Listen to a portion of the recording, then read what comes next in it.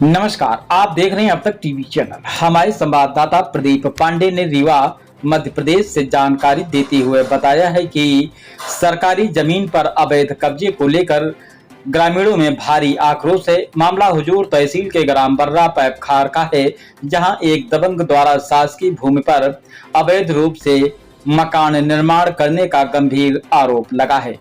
हैरान करने वाली बात यह है कि इस मामले में तहसीलदार का स्थगन आदेश होने के बावजूद निर्माण कार्य धड़ल्ले से जारी है। दरअसल ग्राम बड़ा पैपखार के समस्त ग्रामीणों और हरिजन आदिवासी समाज के जिला अध्यक्ष यानी कि कलेक्टर को एक समन पत्र सौंपा है। ग्रामीणों का आरोप है कि गांव के ही एक रसूखदार व्यक्ति संतोष पांडे ने पटवारी हल्का नंबर 3 के अंतर्गत आने वाली शासकीय आराजी नंबर 551, 552 और 553 की करोड़ों की जमीन पर अवैध रूप से कब्जा कर लिया है।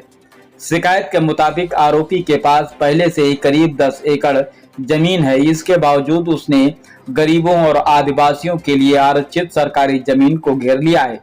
ग्रामीणों का कहना है कि इस सरकारी जमीन पर अवैध निर्माण हो जाने के कारण अब गांव के भूमिहीन हरिजन और आदिवासी परिवारों के पास घर बनाने के लिए कोई जगह नहीं बची है।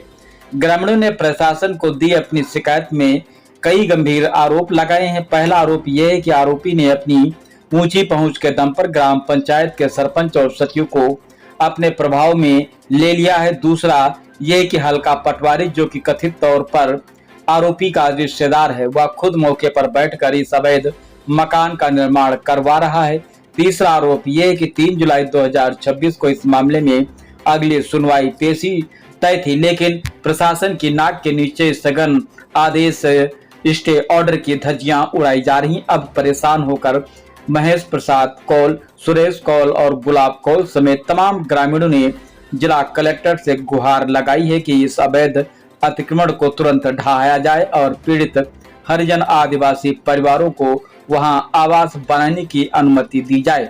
अब देखना यह होगा कि क्या रीवा जिला प्रशासन इस मामले में क्या एक्शन लेता है या फिर रसूखदारों के आगे प्रशासन यूं ही नतमस्तक रहेगा। आइए चलते हैं हमारे संवाददाता के साथ, सुनते हैं पीड़ितों की ही जुबानी। क्या नाम लिखते हैं आप? राजमन। आज आपने मीडिया के माध्यम से मीडिया से संपर्क किया है, किस चीज़ को लेके? हमारे यहाँ जब शासकीय ज़मीन है तो हम चाहते हैं शासन से कि हमको चाहे एक कमरा मिले चाहे 2 कमरा मिले तो हमको बसने का मिले चाहिए। कहाँ से आए हैं आप? हम बड़ा से आए हैं, बड़ा पैपखार। कौन सा क्षेत्र है आपका? बड़ा से 396। ठीक, क्या नाम लिखते हैं आप? जी महेश प्रसाद कौल। कहाँ से आए आप? हम बड़ा पैपखार से आए हुए हैं। आज आपने कलेक्टर महोदय के यहाँ पे आया था जन सुनवाई में, किस विषय को लेके? हम आए थे आवेदन लेकर, मतलब जो है तो कलेक्टर साहब को देने। हाँ। कि हमारे यहाँ हम लोगों को बड़ी संकट है, हम लोगों के पास ज़मीन नहीं है घर बनाने के लिए, और मध्य प्रदेश शासन की ज़मीन है जो कि कुछ बड़े लोग कब्जा किए हुए हैं। तो उसमें जो है तो हम लोग चाहते हैं कि हम गरीबों के लिए वो आवंटित हो जाए, तो हम लोग उसमें जो आए उसमें 1 कमरा 2 कमरा 4 कमरा जो भी आए तो हम लोगों को मतलब जो है तो उस ज़मीन को आवंटन किया जाए। जैसा कि आप सुन पा रहे हैं, जैसा फरियादी का ये यहाँ पे कहना है कि वहाँ पे जो इनके ग्राम बड़ा पैपखार में जो सरपंच द्वारा अतिक्रमण किया जा रहा है, वहाँ पे और कुछ लोग हैं। आपने किसका नाम बताया, कौन घर बनाया है? संतोष पांडे। संतोष पांडे, जिन्होंने सरकारी भूमि पे कब्जा किए हुए हैं, कब्जा करके और घर बना लिया है।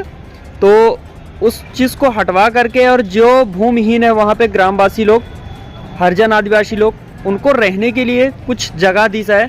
आज आप कलेक्टर महोदय जी के पास आए थे, तो आपको वहाँ से क्या आश्वासन दिया गया है?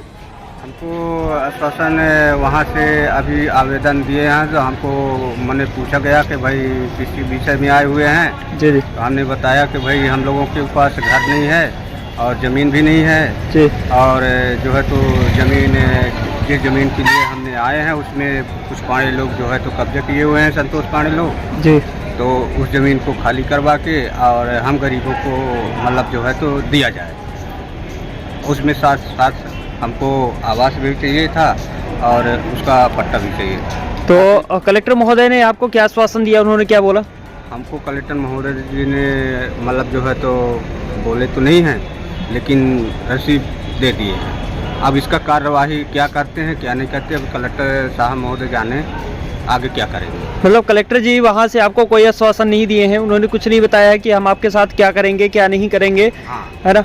आपसे सिर्फ चीज़ें ले ली गई है और कागज़ में दबा के रख दिया गया है।